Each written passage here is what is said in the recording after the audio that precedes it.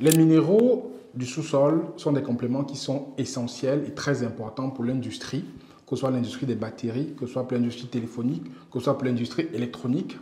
Et on sait bien que la majorité de ces composants sont en RDC, dans la République démocratique du Congo. Et depuis des mois, voire des années, il y a des soupçons qui pèsent sur le fait que le Rwanda, via les groupes armés qui sévissent en fait dans l'est de la RDC, exploite ces minerais derrière pour les refourguer à des entreprises occidentales, américaines et autres par derrière. Donc ça veut dire que le Rwanda est soupçonné depuis des années, lui qui n'a presque aucune ressource minière, de pouvoir fournir des multinationales avec des minerais pour pouvoir fabriquer leurs composants. Donc ça, c'est un soupçon qui pèse depuis des mois, voire depuis des années, sur le Rwanda de Paul Kagame. Et tout récemment, c'est la semaine dernière, il y a un article qui est sorti dans un journal au Congo, un article de Politico.cd, c'est un site congolais qui est très réputé, et qui a en fait relayé une enquête qui a été mandatée par le gouvernement congolais, qui a contacté des avocats, en fait, des firmes d'avocats, qui ont fait des enquêtes. Donc vous allez voir le lien de l'article en dessous de la vidéo pour aller consulter, qui ont fait des enquêtes qui ont démontré que Apple, la firme Apple, s'approvisionne en minéraux 3T, qui est un minéraux stratégique pour son industrie, au Rwanda. Donc ça veut dire que le Rwanda, qui produit zéro, la production est quasi nulle du minéraux 3T, est un principal fournisseur de ce minerai-là à la firme Apple. Donc la question se pose donc, c'est-à-dire ils ont aussi démontré via cette enquête-là que ce minerai est extrait au niveau du Congo via les groupes rebelles et ses satellites qui sont apparemment soutenus, bon c'est démontré aujourd'hui, soutenus par le Rwanda.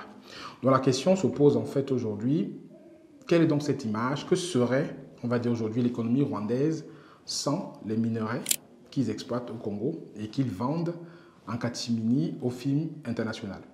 Et suite en fait à cela, le gouvernement du Congo a mandaté, c'est-à-dire a sommé à la firme Apple de s'expliquer sous 3 semaines de l'origine de ces minerais-là pour démontrer en fait que ce n'est pas les minerais qui viennent de chez eux.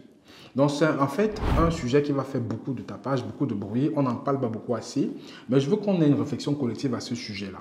Donc je récapitule un peu le topo pour que vous compreniez de quoi il s'agit.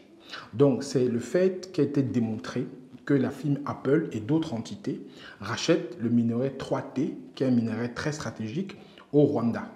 Le Rwanda n'en produit pas. Il était démontré en fait que ce qui est vendu par le Rwanda à ces entreprises-là vient de l'Est de la RDC, qui est déstabilisé par des groupes armés qui sont censés être soutenus par le régime de Paul Kagame. C'est un peu ça le topo. Mais je veux qu'on se pose la question effectivement que est-ce que nous serons prêts, nos communautés qui utilisons ces appareils téléphoniques, ces appareils mobiles, à boycotter les produits pour juste dénoncer ce qu'on appelle les minerais de sang, ce qu'on appelle les minerais de sang, parce qu'ils sont extraits dans le sang, dans la douleur, dans la guerre, soit même c'est pas les enfants. Donc, est-ce qu'on serait prêt à boycotter? Ça fait des années qu'on en parle, je pense que les gens ne sont pas prêts. Et de deux, je voulais qu'on se pose la question, c'est que serait le Rwanda aujourd'hui sans l'exploitation de ces ressources de l'Est de la RDC? Parce qu'on n'en parle pas souvent, c'est une question à se poser.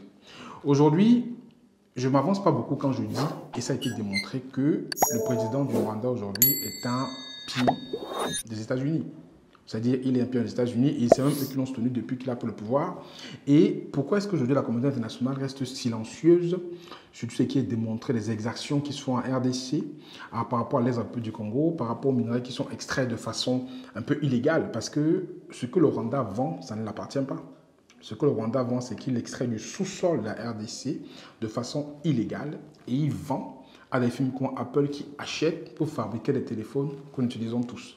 Donc pourquoi il y a un silence depuis longtemps, depuis que tout a été démontré que le Rwanda soutient le M23 par exemple, et rien ne se passe? Voilà, ça c'est une question qu'on doit se poser. Le monde est très complexe. Je dis toujours, le monde est très complexe. Aujourd'hui, il y a un cas d'école effectivement, où on voit qu'il y a un pays qui agresse quasiment un autre. Et ça a été démontré, ce n'est pas moi qui le dis, tous les faits le démontrent. Et l'article que vous allez lire avec le lien en dessous le démontre aussi, d'un pays qui agresse un autre, qui exploite ses ressources, qui les fourgue à une multinationale et qui n'arrive pas à s'expliquer comment est-ce qu'elle fait pour avoir autant de ressources sur son sol alors qu'elle n'en produit pas. C'est comme si vous, aujourd'hui, vous vous mettez à vendre de l'or dans votre pays alors que vous n'en produisez pas forcément. Alors là, vient de quelque part et c'est ce qu'on demande aujourd'hui à Apple de justifier. Donc, on va suivre le déroulé de cette enquête-là. Moi, je vais suivre ça particulièrement. J'attends la réponse d'Apple parce que ça fait 3 semaines, enfin, c'est depuis le 27 avril que le gouvernement du Congo a demandé à Apple de s'expliquer. Donc, ils ont donné 3 semaines pour s'expliquer dessus. Mais derrière, est-ce qu'ils vont obtempérer? Est-ce qu'ils vont le faire? On n'en sait vraiment rien. Mais je veux qu'on soit tous conscients aujourd'hui de savoir que le Rwanda exploite ce qui ne lui appartient pas.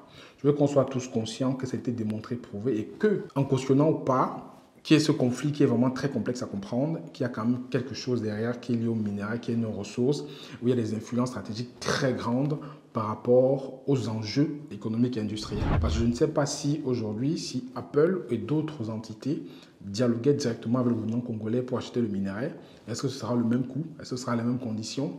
Est-ce que ce sera au même terme de contrat? Ça, on ne sait pas. Et que deviendrait surtout le Rwanda si il n'arrivait pas à exploiter les ressources du Congo de façon illicite? Est-ce qu'il sera aujourd'hui le Rwanda aussi prospère qu'on connaît ou il serait beaucoup moins? Mettez-moi ça en commentaire ce que vous en pensez par rapport à cette information-là et je m'engage justement à vous informer. Donc moi, je vais suivre ce truc-là parce que ça m'intéresse énormément, c'est de l'industrie et c'est des enjeux stratégiques et juste le fait de changer de fournisseur ou de changer d'approche peut complètement changer l'échiquier mondial au niveau de ces composants. Donc mettez-moi en commentaire, likez la vidéo, partagez. C'était Franck Kenya, à très bientôt pour un nouveau. Ciao, ciao.